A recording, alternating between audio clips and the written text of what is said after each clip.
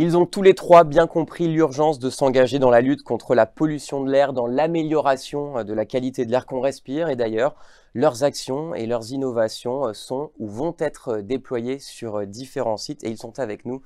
Bonjour à vous d'abord Romain Desnains. Bonjour. Vous êtes le cofondateur de Biotheos, donc une start-up de biotechnologie basée à Willem dans les Hauts-de-France. On est aussi avec Antonia Houg, bonjour. Bonjour. Vous êtes directrice RSE du groupe Keolis. Et puis enfin, Mathieu Gobi, merci d'être avec nous. Bonjour. Directeur général d'Aérophile, qui va nous parler de ParaPM. Donc c'est un dispositif de capture des particules fines. Première question d'abord avec vous, Romain Desnains. Biotheos, qu'est-ce que c'est? Qu'est-ce que vous fabriquez?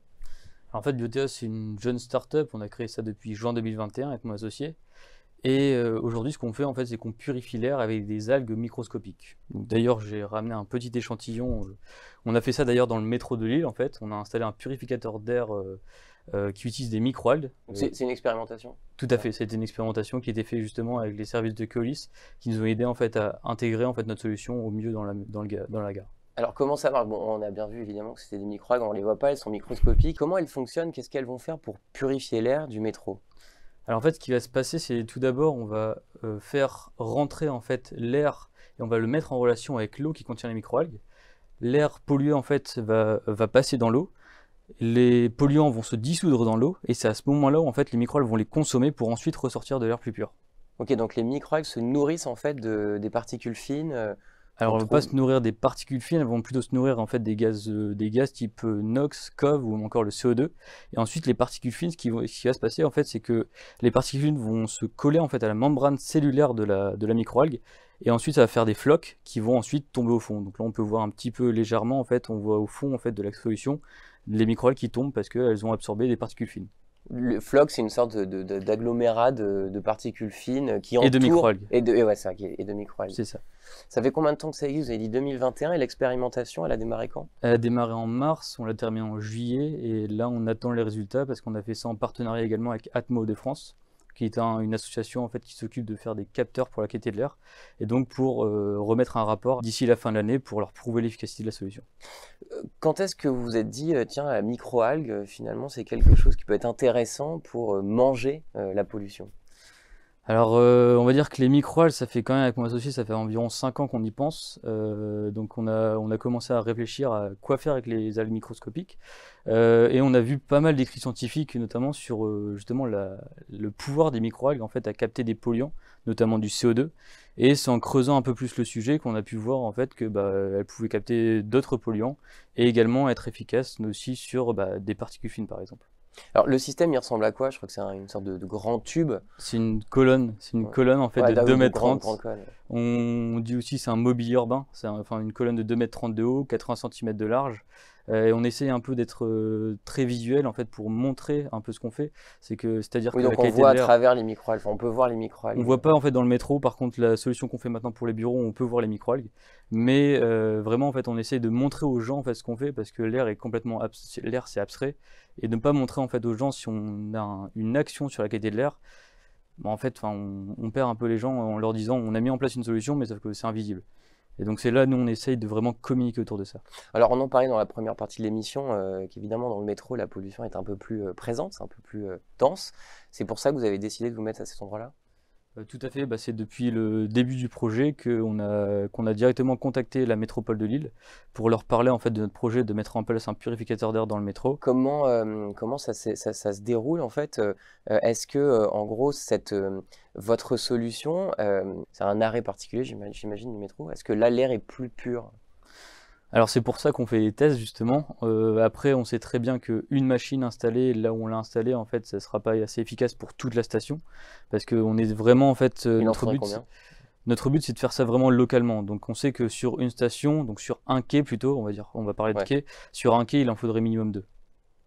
Pour vraiment purifier l'air. Pour vraiment purifier l'air. En fait, on va vraiment purifier l'air localement. On ne pourra pas purifier l'ensemble de la station, ça c'est impossible.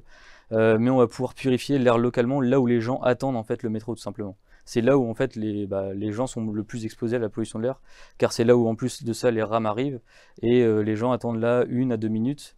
Donc c'est là où on peut avoir un vrai impact. Vous avez du coup travaillé un peu avec Keolis avec Antonia Haug, directrice RSE du groupe.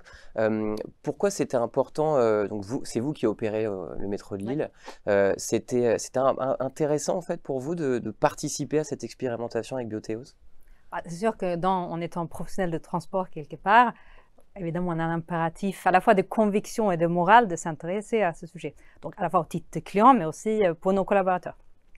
Et on est extrêmement friand, justement, de pouvoir travailler dans l'écosystème local pour justement nourrir ce qu'on peut trouver localement. Parce que c'est un sujet qui existe dans tous les pays, dans tous les métros qu'on opère. Mais on voit qu'on arrive aussi à travailler localement et peut-être après travailler ensemble sur encore d'autres projets. C'est un enjeu important pour un groupe comme le vôtre, qui est évidemment leader mondial du transport de voyageurs, de parler de cet impact de la pollution de l'air? Oui, évidemment.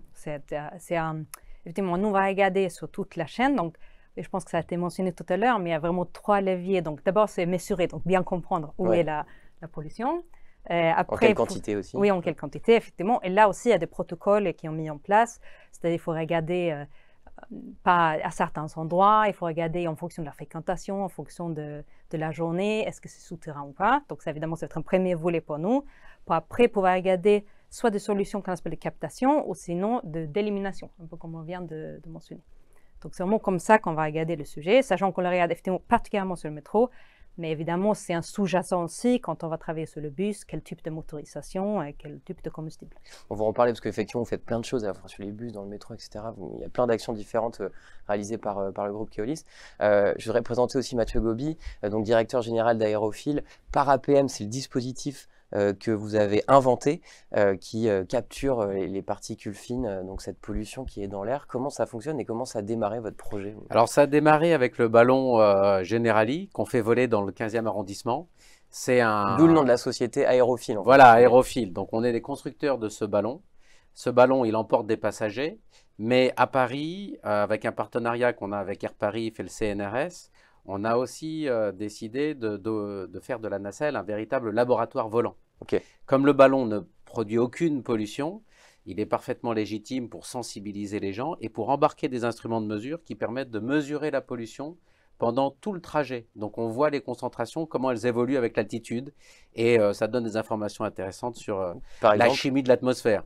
Par exemple, quel type d'information? Est-ce que l'air est plus pollué en hauteur? Alors, non. Habituellement, l'air va être plus pur en hauteur, parce que les particules les plus denses vont tomber oui, elles ont un poids, il y a la gravité. Voilà. Il y a surtout les conditions météorologiques qui vont influer justement les concentrations. Par exemple, en hiver, il peut se faire qu'on ait le fameux smog. Vous voyez, donc un brouillard qui reste posé froid, qui reste posé au sol, dans lequel les polluants vont s'emprisonner. Et donc nous, avec notre ballon, quand on passe au-dessus, on va voir toutes les concentrations qui vont chuter. Donc ça, on s'en doutait, mais là, on peut l'observer très précisément. Donc avec ce ballon, ça fait 8 ans qu'on fait des mesures, qu'on a appris à savoir ce que c'est précisément que la pollution atmosphérique, ses impacts sanitaires. Et c'est grâce au ballon aussi qu'on a identifié le moyen le plus économe en énergie de capter les particules fines. Parce que le ballon lui-même attire les particules par un effet électrostatique. Et on a reproduit... C'est une découverte un peu par hasard, en fait. Un peu par hasard. En fait, c'était pas voulu au départ. Ouais. Non, mais en se disant, tiens, mais c'est quoi la pollution? Alors, c'est des particules fines. Tiens, de quoi est-ce qu'elles sont composées? Il y a du carbone, il y a des minéraux. Et puis, pourquoi le ballon se noircit autant? Et donc, on a identifié ce phénomène électrostatique. Les particules, en fait, peuvent être facilement captées comme un aimant attiré des particules métalliques avec un champ électrique. Et c'est ce qu'on a dupliqué donc, dans notre système ParaPM pour capter les particules fines. On fait tout simplement passer l'air dans une tuyère et on va charger les particules à l'entrée et ensuite, avec un champ électrique très fort, on va collecter ces particules sur des plaques métalliques. Et ces plaques métalliques, on va les nettoyer simplement 1 à 2 fois par an. Et c'est comme ça qu'en dépensant très peu d'énergie, parce qu'on ne passe pas au travers d'un filtre mécanique, vous voyez, c'est juste un champ électrique qui va avoir une action sur les particules. Donc en dépensant très peu d'énergie, on va pouvoir traiter un très gros volume. Et donc on va pouvoir espérer nettoyer des grands volumes comme des stations de métro entières, des gares et des espaces même en plein air. pour bien comprendre comment fonctionne ParaPM, qui finalement aspire l'air vicié et est capable à la sortie de renvoyer un air plus pur, un air filtré. Exactement. C'est comme une fontaine d'air pur. Donc vous aspirez l'air ambiant d'un côté et vous recrachez de l'air parfaitement pur, en tout cas débarrassé des particules fines à la sortie. Et on a un débit d'environ 1 mètre cube par seconde. Donc en fait, on va vraiment pouvoir nettoyer un très gros volume.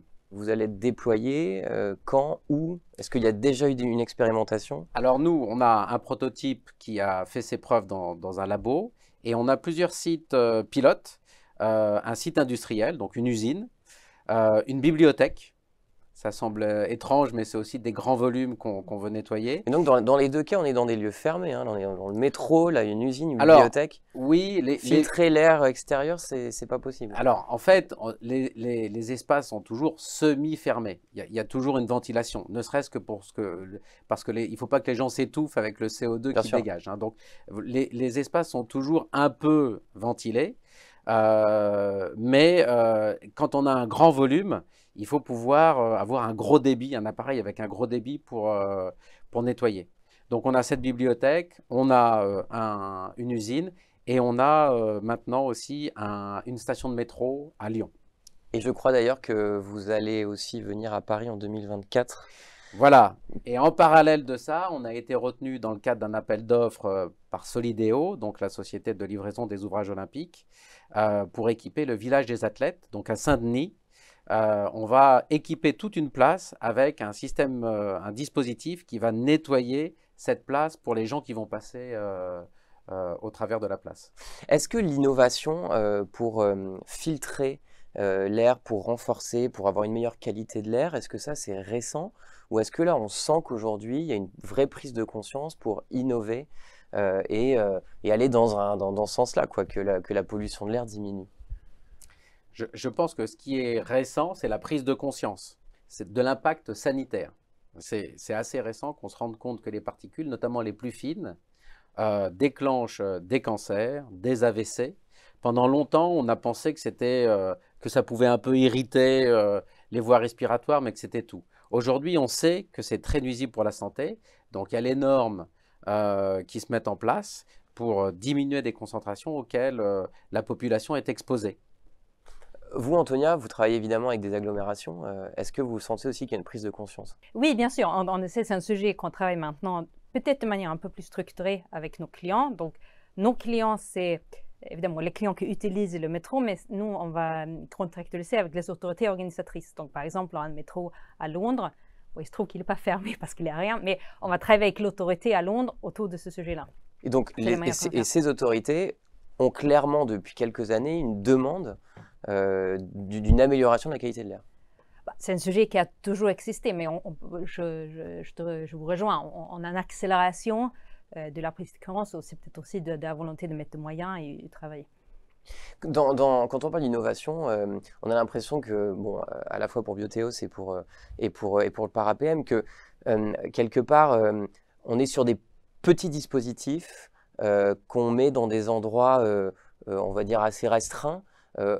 Est-ce que ça peut être que ça, en fait, finalement, un dispositif de dépollution? Voilà. Est-ce que ça peut être vu à grande échelle, à plus grande échelle? Alors, dans nos deux cas, il s'agit d'expérimentation.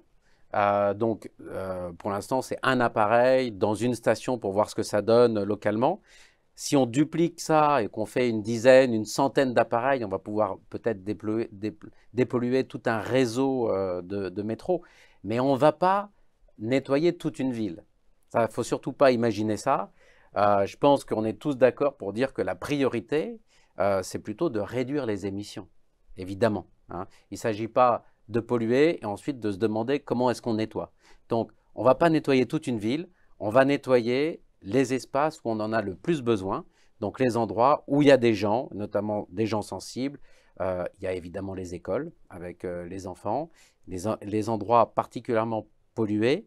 Malheureusement, je pense que tous les endroits souterrains sont quand même souvent mal ventilés, donc un peu plus pollués. Il y a les métros, mais il y a aussi les parkings. Donc, en fait, quand on réfléchit bien, il y a beaucoup d'endroits qui mériteraient d'avoir un air plus pur pour voilà, le bénéfice des gens qui les traversent ou qui y travaillent. Antonia, vous soutenez beaucoup l'innovation avec le groupe Keolis. Oui, et en fait, ça, pour rebondir sur ce que vous venez de dire, c'est que justement, nous, on s'est dit sur certaines innovations, à partir du moment où ils sont testés dans un système local, nous, on peut aussi jouer un rôle pour les déployer ailleurs. Donc, c'est l'avantage aussi d'avoir un footprint, comme on dit, un peu large, même international, c'est justement de pouvoir dupliquer ce qui a fonctionné. Mais donc, ça aussi que nous, on fait un point d'attention à toujours être présent localement pour pouvoir aussi travailler pas que avec des très grandes entreprises, mais aussi être présent où ça innove. La partie financière était entièrement gérée par la métropole. Il y a également la partie technique où il y avait Keolis qui nous a quand même mis à disposition en fait, une équipe qui était là pour l'installation, pour les installations de nos produits. Une installation à grande échelle pour votre entreprise, Bioteos, est-ce que là, c'est envisageable? Ça serait envisageable, mais dans un premier temps, on attend le retour en fait, de notre partenaire Atmo de France qui va nous remettre le rapport. Ensuite, on va le remettre à l'AMEL. Et là, on attendra ensuite que l'AMEL nous sorte un appel d'offres potentiellement pour une implantation à grande échelle. Ouais. Est-ce qu'aujourd'hui, il existe d'autres innovations comme ça capables de capter la pollution de l'air? Est-ce que ça existe? En fait, il y a des systèmes qui nettoient déjà l'air pour tous les espaces intérieurs. Vous voyez, dans les hôpitaux ou dans des salles blanches, on sait faire un air parfaitement pur. Donc aujourd'hui, l'ambition, c'est de pouvoir nettoyer l'air, peut-être pas aussi bien que pour une salle blanche, mais pour des endroits où il y a du grand public, et de trouver justement où placer le curseur. Vous voyez, à quel point on veut nettoyer.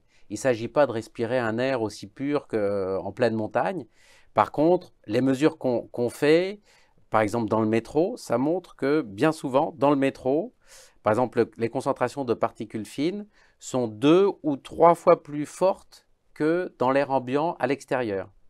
Donc voilà, on peut se dire raisonnablement que si dans le métro, on arrive à diviser par 2 les concentrations de particules fines, alors on aura fait quelque chose qui est presque suffisant, puisque de toute façon, c'est l'air qu'on va respirer à l'extérieur.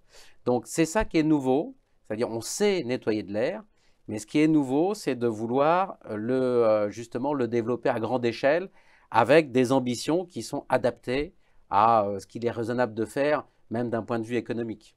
Chez Keolis, vous avez, on l'a vu, une approche open innovation et vous travaillez avec des écosystèmes locaux. Ça veut dire quoi concrètement? Ça veut dire qu'on travaille aussi avec, par exemple, les universités comme à Rennes et comme à Bordeaux. Et plus précisément à Rennes, par exemple, on va travailler pour installer des capteurs sur le bus, pour les bus, sur plusieurs, et pour justement regarder la pollution, pour pouvoir le suivre. Romain Desnains, vous, un système comme le vôtre à l'intérieur d'un bus, par exemple, ou dans une rame de métro, c'est quelque chose qui est envisageable, ça?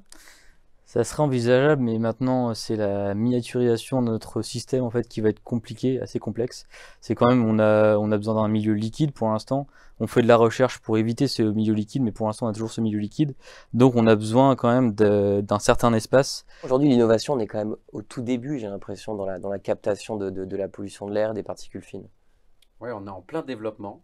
Alors on le voit, il y a des sites pilotes, mais il y a beaucoup de choses encourageantes. Puis il y a les acteurs importants qui s'y intéressent et qui mettent des moyens. Donc je suis sûr que c'est un domaine dans lequel il va y avoir beaucoup de progrès pour le plus grand bénéfice des usagers. Et on en parlera assurément. Merci à tous les trois d'être venus sur le plateau de Fréquence Commune. Je vous souhaite une très belle journée et à très bientôt.